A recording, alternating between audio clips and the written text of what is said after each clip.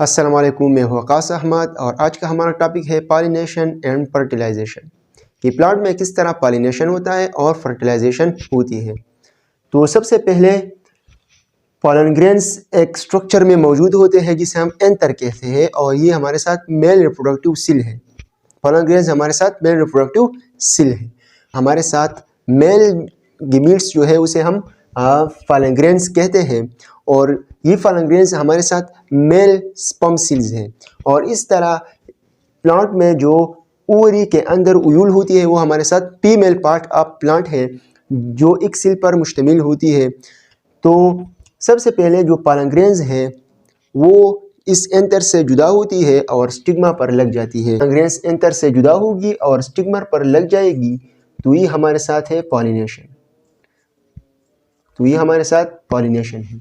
Pollination क्या है कि जब मेल गमीट्स जिसे हम पॉलन ग्रेन्स कहते हैं वो फीमेल की जो पार्ट है जिसे हम ओवरी कहते हैं और ओवरी के जो टिप होती है उसे हम स्टिग्मा कहते हैं, जब स्टिग्मा पर पॉलन ग्रेन्स लग जाए तो इसे हम पॉलिनेशन कहते हैं। और ये पॉलिनेशन फर्टिलाइजेशन के लिए बहुत ज़रूरी है क्योंकि जो मेल गिमीट्स है, मेल सेल्स जो है वो पॉलन ग्रेन्स होते हैं।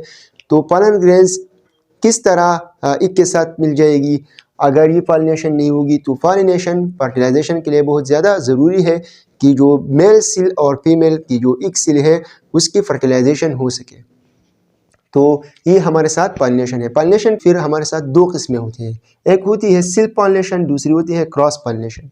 सेल्फ पॉलिनेशन सेम फ्लावर में होती है। सेम फ्लावर में एक ही जो फूल है इसमें हमारे साथ जब पॉलिनेशन होती है तो इसे हम सेल्फ पॉलिनेशन कहते हैं। एक फूल है और इस एक फूल में हमारे साथ जो मेल गिमीट्स पॉलन ग्रेन्स है वो स्टिग्मा पर लग जाते हैं तो इसे हम सेल्फ पॉलिनेशन कहते हैं। क्रॉस पॉलिनेशन में ये बात होगी कि ये टू फ्लावर्स के दरमियान होगी, टू फ्लावर्स के होगी कि क्रॉस पॉलिनेशन टू फ्लावर्स के दरमियान होगी। एक फ्लावर यहाँ पर है और दूसरा फ्लावर कहीं दूर है तो ये जो डिफरेंट फ्लावर्स है इसके दरमियान होगी और ये फ्लावर सेम स्पीशी की होगी। टू फ्लावर्स है लेकिन स्पीशी इसकी सेम होगी। तो जब सेम स्पीशी की दो फ्लावर्स के दरमियान पॉलिनेशन होती है तो इसे हम क्रॉस पॉलिनेशन कहते हैं। तो पॉलिनेशन हमने डिस्कस किया कि पॉलिनेशन क्या है। अब हम फर्टिलाइजेशन के बारे में डिस्कस करेंगे। तो फर्टिलाइजेशन, सबसे पहले फर्टिलाइजेशन को स्ट्रासबर्गर ने स्टडी किया था। और फर्टिलाइजेशन में होती क्या है, फर्टिलाइजेशन में हमारे साथ जो मेल गिमीट्स है जिसे हम पॉलन ग्रेन्स कहते हैं वो हमारे साथ जो फीमेल गिमीट्स होती है जिसे हम इक सेल कहते हैं, जिसे हम ये हमारे साथ एम्ब्रियोसेक है और एम्ब्रियोसेक में हमारे साथ ये इक सेल है। तो ये इक सेल के साथ जब मेल गिमीट्स जो स्पर्म सेल होती है जो पॉलन ग्रेन्स में होती है वो जब मिल जाए तो इसे हम फर्टिलाइजेशन कहते हैं।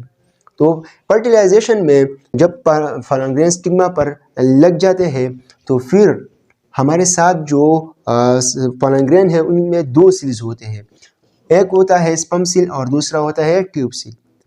ट्यूब सेल से पॉलन ट्यूब की फॉर्मेशन होती है और एक स्पर्म सेल है स्पर्म सेल में, और जो स्पर्म सेल है स्पर्म सेल में हमारे साथ फिर माइटोसिस होती है और टू सेल्स बन जाते हैं, टू स्पर्म सेल्स बन जाते हैं। ये हमारे साथ पॉलन ग्रेन्स है। ये जो टू स्पर्म सेल है ये डिवाइड होती है टू स्पर्म सेल्स में और ये जो ट्यूब सेल है इसे पॉलन ट्यूब की फॉर्मेशन होती है। तो सबसे पहले ये पॉलन ग्रेन्स जब स्टिग्मा पर लग जाती है तो जो स्पर्म सेल है उनके लिए कोई रास्ता चाहिए ताकि वो स्पर्म सेल एक के साथ मिल जाए।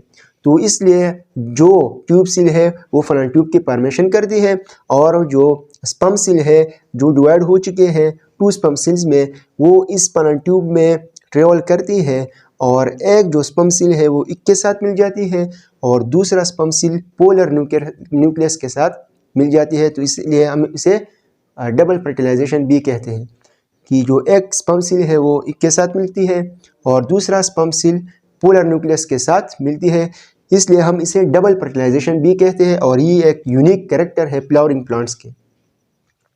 तो जो स्पर्म सेल एक के साथ मिलती है फिर हमारे साथ वो जाइगोट डेवलप करती है और जाइगोट के बाद हमारे साथ एम्ब्रियो और एम्ब्रियो के बाद हमारे साथ सीड डेवलप करती है और जो स्पर्म सेल पोलर न्यूक्लियस के साथ मिलती है वो हमारे साथ एंडोस्पर्म की प्रोडक्शन करती है, और ये एंडोस्पर्म फिर एम्ब्रियो को जो ग़िज़ा है, नरिशमेंट है, वो प्रोवाइड करती है, ताकि ये जो जब सीड की फॉर्मेशन होती है तो इसमें हमारे साथ एम्ब्रियो होती है, और इस एम्ब्रियो को नरिशमेंट देना किसका काम फिर होता है? एंडोस्पर्म का काम होता है।